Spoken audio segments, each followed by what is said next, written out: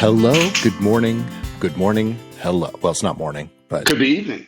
I always say, I don't know why I got into that habit, but I've gotten into the habit of every time someone calls me, my response is, good morning. Even at night? Even at night. Yeah. Good morning. I think I'm just trying to, it's kind of like, have you ever heard of this psychological, yeah, that too. I wish. There's a psychological thing that I learned when I took psychology, the one psychology class I took in college, that if you really want to psych someone out, you get into an elevator and you stand in the corner and you just stare at the corner. Like facing the corner? Like facing the corner. Yeah. Like you're in trouble and you're in the corner. You're forced to go in the corner. Yeah. You just stand in the corner. I've tried it a couple of times. It does freak people out, but I guess it's, I don't know. Wow. That would be weird. I don't know what I would just assume someone was on a timeout. I don't know. Yeah, well, exactly. That's what I would expect. But anyway, you've never really done that. You get in the elevator. Yeah, I have actually. Alone or with other people? No. I will admit, I've only ever done it with people I know in the elevator. All right. That's so. It's, I mean, not everybody. There are some strangers. Like we would go to an event, and I have coworkers with me.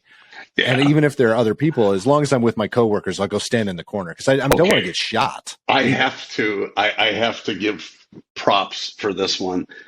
May God rest his soul. My buddy Rich Rikus was famous for getting on an elevator at our corporate headquarters. And there, typically there were 5 or 6 of us, but always somebody from another office not working with us. Uh-huh. And Rikus would say this almost every time.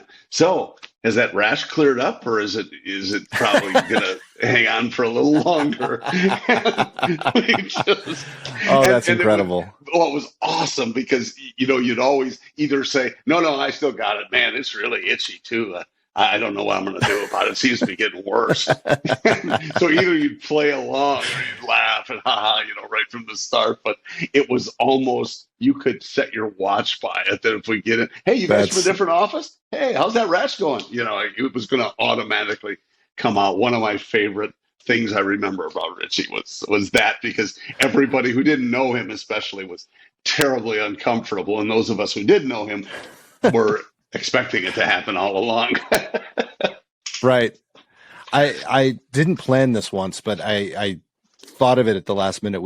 I was working in St. Louis, and I got on, our office was right across from what we called St. Louis Bread Company, which is Panera. It's just, right. I think it started. Yeah. And so we would always go over there for lunch.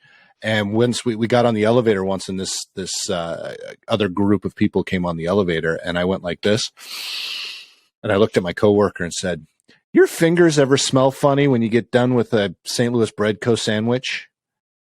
And then he bursts out laughing, and you just see these people go, oh. Well, yeah, they look at you have to add the. Yeah, they say, "You too?" Yeah. Wow. Yeah, you too. Yeah. Hey, speaking of Panera, and they are not a sponsor, but Panera. Not a sponsor. Thank you. There is one 2 miles from our house, and it is like the only Panera I've been to that is consistently horrible. And really? I could share a few with you. Well, maybe you could, because St. Louis connection probably, but I mean, it's normally I'm used to them. One in Madison, Wisconsin, we used to go to that was so packed you could hardly ever be guaranteed to get in. Maybe even not find a parking spot. This one is always busy, but from junk on the floor not being clean to the restroom not being stocked. I mean, it's almost everything every time. And you look at their reviews, and it's 2 stars, and it's consistent. And everybody has lousy comments. And why, if you're the manager of that place, or any place that happens to, it's not just them I'm trying to single out, but I am. Sure. It's terrible. And why wouldn't a manager say, I'm really sorry, reply to the reviews. That's something you and I talk about all Yeah. the time. Yeah. Get engaged with that stuff, and try and fix it. But I'm just amazed. And in spite of themselves, they're still They're constantly still busy. That's why, right there. That is exactly why, is because they're still busy. There's no reason for them to look at their anything to improve business because they think it's going just fine. Well, maybe it's a I tactic. will have to say, maybe and I it's know a I don't. tactic so they don't get busier. It could be. It could be. It very, very well could be. They don't have enough people to manage the all of the service. That's part of it. I too. was at a Yep. dealer. I was working with a dealer this past week that I was really impressed by an answer to one of my questions, and it had to do with the expectation of a customer and when they come through the door and how you treat them. And he said, I focus on the little things, and I expect my team to focus on the little things as well. And that makes for the best customer experience, because if you mount up all these little things, it leads to a great experience. And I'm like, that is I'm not saying it quite as eloquently as he said it. But it was, when I had to stop and say that was the best answer to that question I have ever heard. And I'm probably going to use it. Yeah, as you should. One of the quotes I used to, that I originated many years ago, at least I think I did, or I stole it and didn't tell anybody. 97% of all statistics are made up on the spot. That's another good one. But the one I used to use consistently was, if you take care of the little things, the big things will take care of themselves. Exactly. Yeah. I love that saying. That's very, very good. It originated with me. So as the story I tell, I'm gonna stick with that. I'll tell everybody that I only ever heard it from you.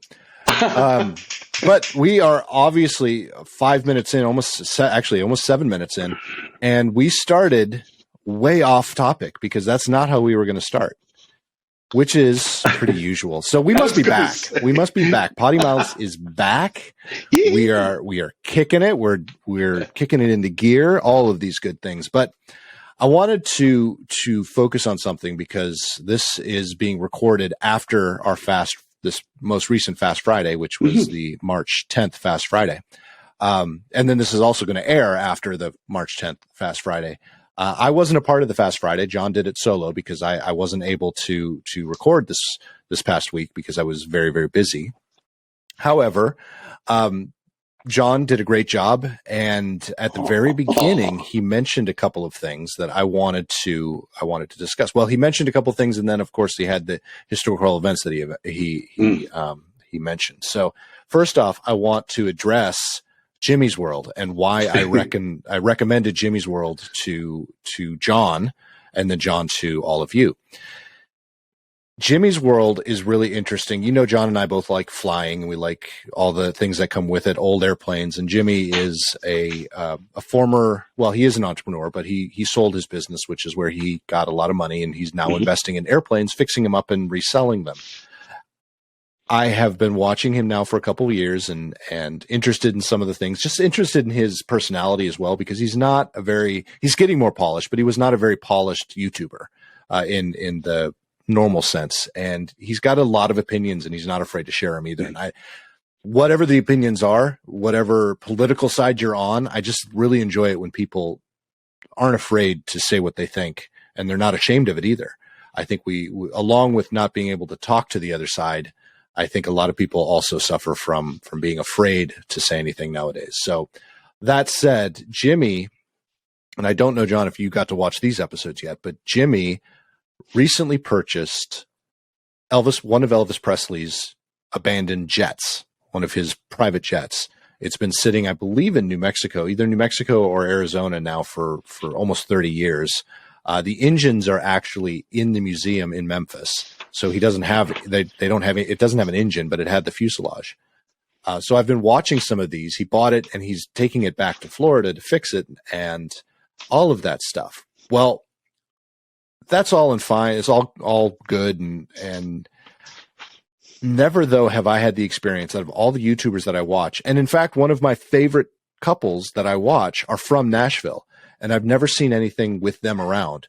But I was on my way to that dealer I was mentioning. I was in West Memphis, which for those of you who don't know, West Memphis is actually in Arkansas. just like East St. Louis or, other places that have. Kansas City is another example. Kansas City straddles both states.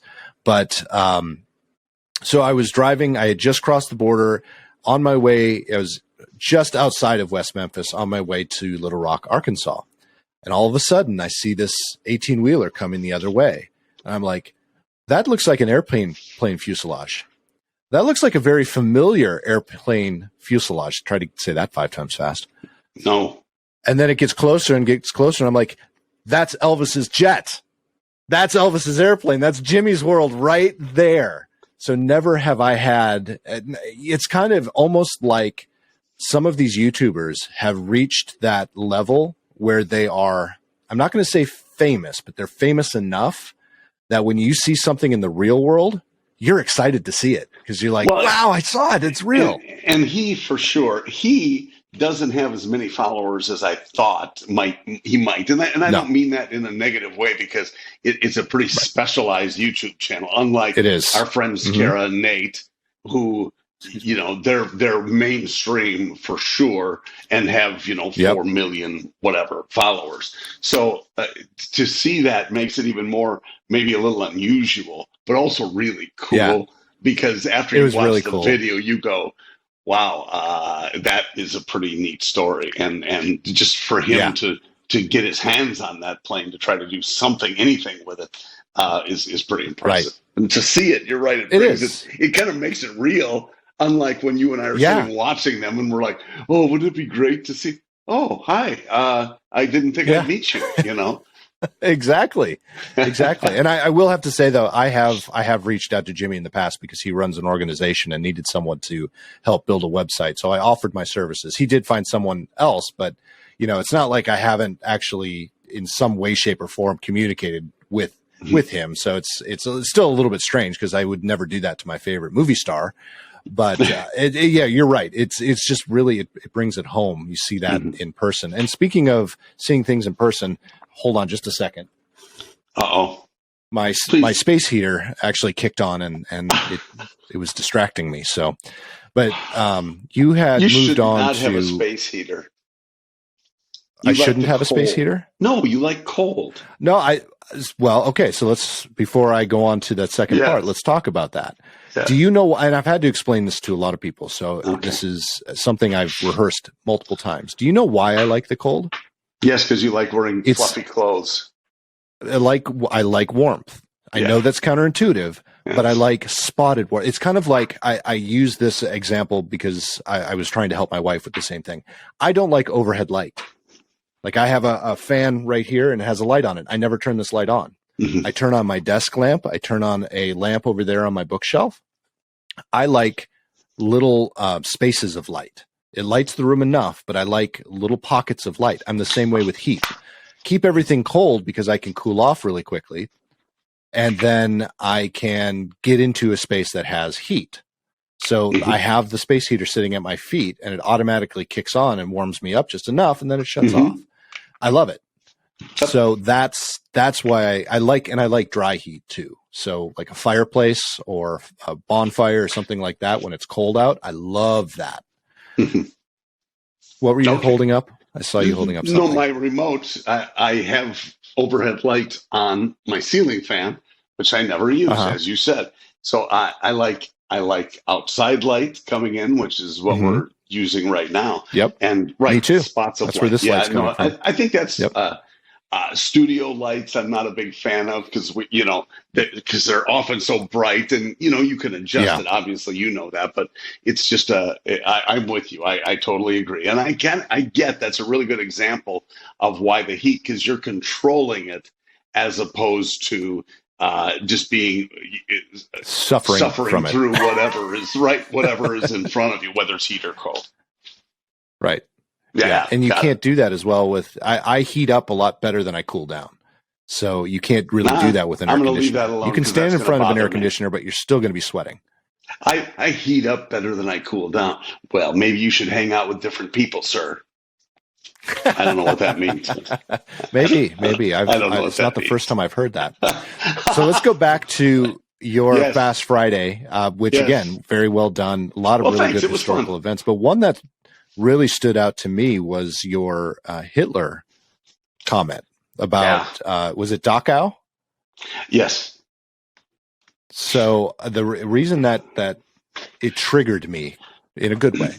But the reason that I found that very fascinating is, John, my history, but I don't know if we've ever talked about it on the podcast about my family history and the fact that I lost a lot of family in the concentration camps, Dachau being one of them, and Auschwitz and some of the other ones as well.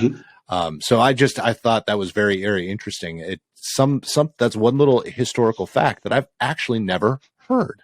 We know that I can't remember, Ferdinand Porsche created the first Volkswagen at the request of Adolf Hitler, the first Beetle. And the whole existence of our freeway system comes from the Nazis during World War II. Same with the cloverleaf when it comes to getting on and off the freeways, all of these things. But I've never heard that little, and I know that stuff advanced our world all over the world, not just, in Germany or even in the United States, but we get so focused on things like that, we forget those little things, which I find very, very fascinating. So all that to say, it was very interesting to hear, and I thought it was a really good little nugget of history. So good job, John. Well, thank you, sir. It's obviously we can find it anywhere, but it's one of those things. And as I said, history it's not always pretty. And what happens sometimes is we have people who want to hide history or want to make it go away because it's ugly. Well, look, history is sometimes ugly, and so we can't ignore it because and that's the old saying that if you ignore history, you run the risk of repeating it. And exactly. So there's some truth to that. So I think the main message I want to get across is it's not always pretty. It's stuff that we can't forget. We should never forget. But in addition to that, we should also be able to identify stuff as being horrific when it is.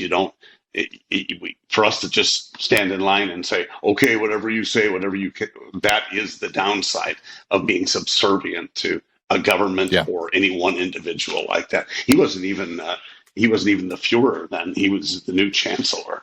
And so it was weird. And then something that people were probably misled to believe was going to be okay and it'll be fine and we're just going to make it easier and so on. Well, you know how that ended. Yeah. Well, and I again, forgive me if I've shared this story before, but I know we have millions of new listeners, so they probably haven't heard it. Yes. Well, it's good for them to hear. But my grandmother, when I actually asked her questions about that, because it was her family, her side of the family, and she very, very rarely spoke of her experiences.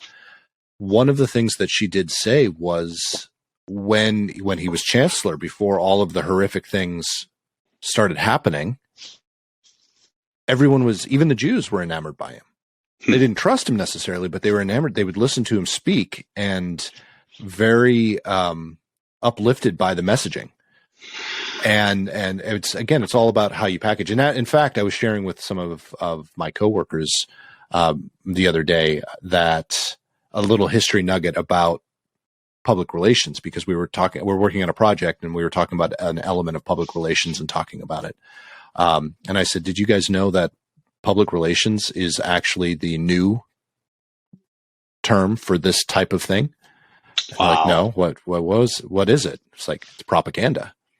Even during World War I, World War II, it was the Office of Propaganda, not public relations, not war correspondence, not any of that. It was propaganda. Yep. And there was such a negative connotation with the use of the word propaganda that they created this new term called public relations. But it's the same thing.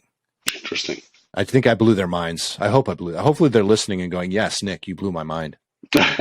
Or they're saying, I can't believe he's still talking about that. I wish he would just shut the hell up. It could be a little of both, but that's okay. Probably. That's awesome. Mostly the latter, I'm sure. I doubt it. I think people are amazed and enamored by your wonderful view of history and facts that not everyone might know.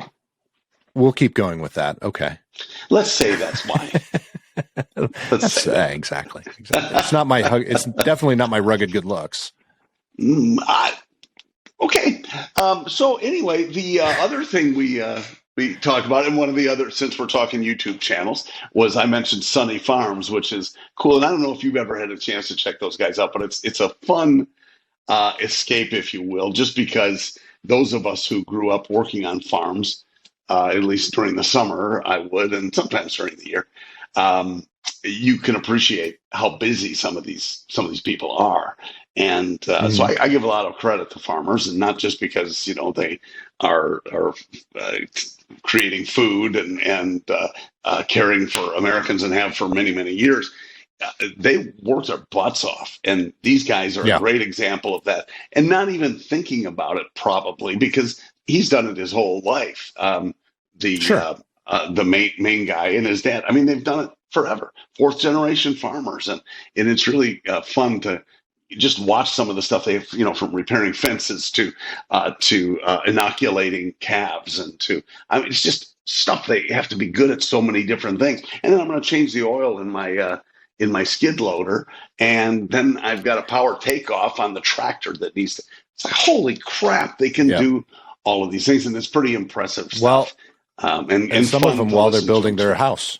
While they're doing something else, exactly. And he was, forgive me, I've spaced on his first name, doesn't matter, he's a great guy, but in his 20s, and really funny and quick and newlywed, and they're just good people, and you can tell, good family people. His dad's hilarious, probably younger than I am, but no less funny than I am. So it's fun to watch them interact, the kid and his dad, because they're just great together. But it's a lot of that, one is already doing something while the other one is explaining it to the audience. This is what we're doing. His dad's already on it or whatever, because they can communicate without even speaking.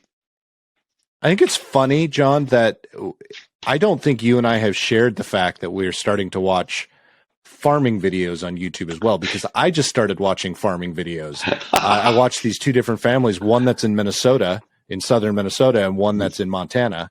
And as they go through a lot of these things, the exact same thing.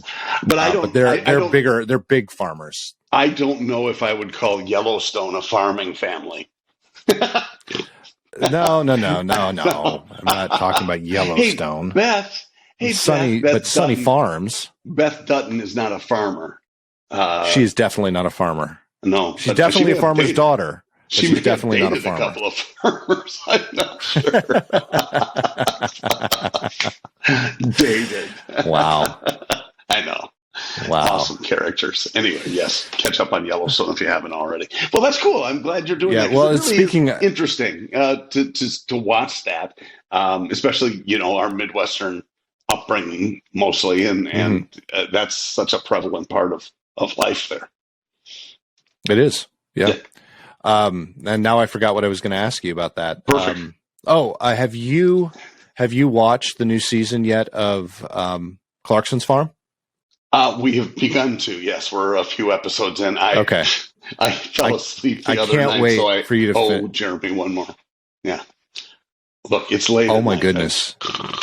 I just fall asleep, but knowing that I can always get back to it, it's no big deal. Sorry, Jeremy. Right. Yeah, I will. I look forward to the time where we can have a full conversation about, because I've watched the whole season already, and I'll probably watch it a second time. But I'm looking forward to it because it is a lot of fun. Yeah. And a lot of the stuff that you're talking about with this other farm videos that you watch are happening this season as well. So be interested to get your take on it. Awesome. So yeah, anything else new and coming to, because those were really the two highlights that I had for you. My brain has been off this week and this weekend, so it's kind of. You need to give it a rest. Your brain is just constantly moving. It is. I try to, but a lot of things like that are illegal, so I stay away. Yes, don't I know it? No, just some cool stuff going on. It's good to, as you know, we're in our house, and I think 3 weeks now we've been in the house, and my gosh, it's just. We've got most of my next goal, and it's a series of goals when you move, I think. I don't know if you remember the last time you did, but my next goal is to get the damn truck in the garage. we have a 3-car garage and one 4-wheel vehicle. I shouldn't say that, 2 4-wheel vehicles now because we just bought a used lawnmower. I can't get the truck in yet. So we're moving Wow. stuff around. Well, I mean, I could, but it has to, it's a little bit awkward because the truck has to go in at an angle. In Okay. Florida, since you have no basement, you have a limited amount of space for things like stackable washer and dryer and your water heater and an air exchanger that does not fit in the attic. So it's all in the garage. So suddenly this massive 3-car garage that you have, it has about 2 cars worth of room. And so Right. with a Harley and a 50-inch lawn tractor, it makes it tough to angle the damn truck in to get enough room. I can't go straight back with the truck. And it's only a 5-foot bed, 5.5-foot bed. It's not like it's an 8-foot box on the extended cab. Right. It does not fit stem to stern, except maybe 2 inches. I could make it in that way. But so it needs to go in at an angle, and that makes it tougher. I can relate with that. When we first moved here, it was probably a good year and a half before we could fit both cars in the garage because of all the stuff. We don't have a basement either. Nashville doesn't is known for not having basements because of the stone, the stone bedrock. So unless you're really rich and can blast, you don't have a basement. But yeah, it's remarkable how frustrating it can be if you can't put your car in.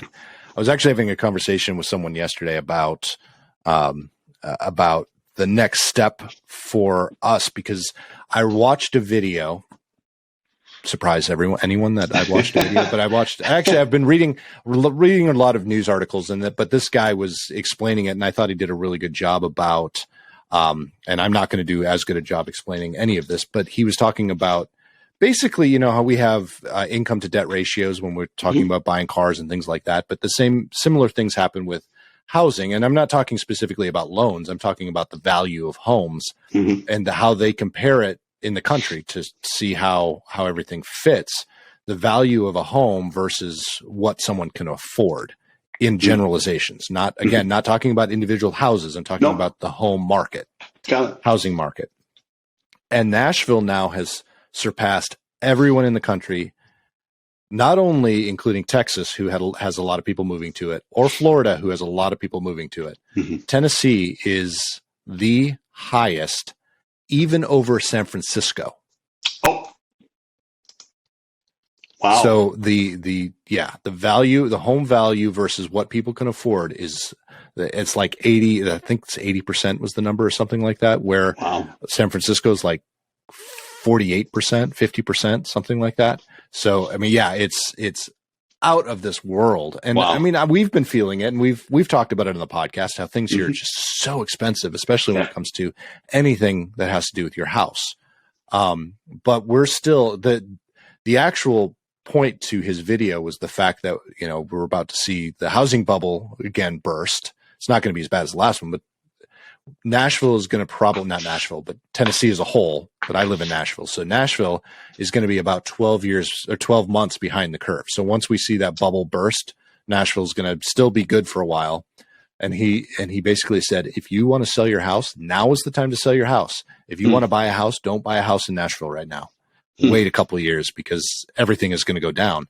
And so, of course, that means my whole goal is not a short-term goal, but my whole goal was to keep this house, but rent it out and go build somewhere because we don't want to move again. We really don't want to move again, but we know that this isn't our final home. We want to actually have a true home that this is everything we want in it, including a garage, because that's my complaint is we can fit our 2 cars in there barely.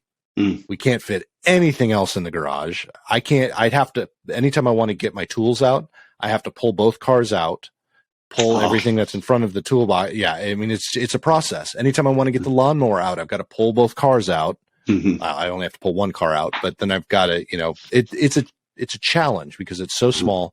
We don't have room on either side of the house to put anything else. So we can't put a second garage. We can't build anything in the backyard. So, and the driveway is very, very small. So we don't, If we wanted to get a trailer for camping, for example, we couldn't have it at the house. Not only would it not fit, but we also have an HOA that says, it's not allowed according to our HOA.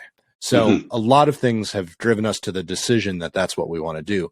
But now, after everything I've read and after what he said, it's kind of like, yeah, but if I sell the house right now, I've got so much equity built up that I could take care of every little bit of debt that we have and still have money left over, and we could go build somewhere. But where would we do that? Because we can't afford to do it in Nashville. Yeah, exactly. So now you are moving, and that's what you're committing to. It's tough to time the market. It is. Yeah. And especially if you're in a place you like. And we've tried to do it. We did it in Wisconsin, but then, life throws you curves, and you have a kid that, well, we're moving to Florida. Are you? Oh, okay. Well, super. So yeah, you think you're on top of it, but it's going to be you're going to get a curveball someplace. So yeah, it's tough, and it's, and these experts, and I know I'm not trying to diminish them, but for every one that says you better sell now or you better not buy now, there are 10 who have said something different. And so to absolutely. try to jump into that, and then you have all 8 of them saying, I told you so, whether they did or not. And, it's trying to second or first guess what's going to happen. And it's a crapshoot. I'm just convinced of that if you find someplace you like and you enjoy the house, and it's not like you wouldn't change stuff, because there are always things. I would have put in more outlets out in our lanai if I had it to do all over again. I still can do it, but I mean, it's sure. You kind of go, damn it, why didn't I? Because I put more in the garage. Genius. I'm patting myself on the back. Oh, I got extra. That was a brilliant move. Well, but there's 2 on the lanai for that entire, 800 space. Square foot area. So anyway, whatever. But yeah, you can't. It's not a guarantee one way or the other that it's going to be that the house that you build or the house that the next one is going to be perfect, because it's a crapshoot. Right. Well, I don't expect it to be perfect, but I do expect it to fit our lifestyle a bit more. We have found with this, we'll call it an experiment. This is the first time we moved into a neighborhood with an HOA. It's the last time we will ever live anywhere with an HOA. I can't stand it. So much more to that. For sure. Yeah. There are pluses and minuses. I've seen both ends of it. But yeah, you're right. It's for somebody, and I would think for you especially, it would be, because I know, from our conversations over the years, I know that does not fall under my, what would Nick like about a new neighborhood? It's not an HOA, because you're more of a country. I like to be out in the country, and I like to have, and in a town that can be difficult, in a subdivision or whatever, that can be difficult. Yep. But having a place where you build, you go, wow, I'm glad there's no HOA, and that's currently us, but we've had it before, so I know what you're talking about. Yeah, and it's a fine line for us. I mean, all of us, I think all 3 of us agree. It's, the best and worst place we've lived in the last 15 years was we had 6.5 acres in Bon Aqua, Tennessee, which is just outside of Williamson County, which is where Franklin is, for anyone that knows. And it was actually, Bon Aqua proper is in Hickman County. And I know I'm talking over a lot of people's heads, but in Hickman County, but our property was actually in Dixon County, which is where we moved to the city of Dixon after we lived in Bon Aqua. We had 6.5 acres out there. We absolutely loved it, except we lived we were living in a trailer because the plan was to build. And me, who works on the internet, couldn't get internet. I had satellite internet, and this was before satellite internet was really good. It's gotten much better thanks to Elon Musk, but we so those were the 2 biggest strikes, and we were ready. We weren't making enough where we could build yet, because we had to rebuild there's a whole long story behind it, but we were basically rebuilding from a lost business and things like that. So we couldn't build yet, and we were both, Jen and I were both sick of it, and we and of course internet was a big issue because that was my livelihood. So that's why we ended up moving into Dixon. But that was honestly, like we refer to that as the stinky house, or not. Sorry, not the stinky house, the icky house, because that's what Peyton remembers. It was icky. It was only temporary, but it was the icky house. But it was a beautiful piece of property. It was in the right spot where it was still close enough to the city that we could get the city stuff that we wanted. But we were still far enough out in the country where it was the country, Yeah. That's kind of what we want. The problem is for us, is I'm still a city boy. She's still a city girl. And even though we don't want people around us, so it's really hard to find that happy place. Yeah. It's really hard to find that happy place. Yeah. It is, and it's like I want the coffee shop, but I don't want the people in the coffee shop. Yeah, that's very well said. It's really that's an excellent point. And I find myself doing that with traffic as well. I do not like traffic, and I will organize my life around avoiding traffic. Whether it's leaving at 3 a.m, like I used to do to drive from Wisconsin to Detroit, or what, it's okay. I would rather do that than fight the traffic. And here, we don't have a lot near where we are, but we have enough that if I'm stuck at a stoplight longer than I want to be, I had the Harley out today, and I'm sitting at the stoplight, and it was fine, except in traffic, it's not as nice. And I got to razz the engine because I want these elderly people to know that I'm next to them. And sometimes it's, like this, because glad I did that, because you were about this far from cutting my ass off. So that's because this is what's going to happen if you don't expect it. But yeah, you go from one stoplight and then, there's the next light, 100. Yeah, it's red too. And then, around the corner, red light. And I'm sitting and waiting. But come on, I just want what little hair I have left to be in the breeze. And it made it a little bit this sucks. But listening to myself and you have this conversation, I really now understand a lot better why we don't have very many listeners. Mainly because the ones who do listen go, God, he's such a boozy son of a bitch. A bougie, not boozy, bougie. No, bougie. Well, not currently boozy, no, but not currently boozy. I'm soon, very soon. I mean, after this podcast, that's definitely going to be happening. It's on the to-do list. It is on the to-do list. Got some fresh olives, and I'm all set to go. Boom. On the olive note, on that note, to it.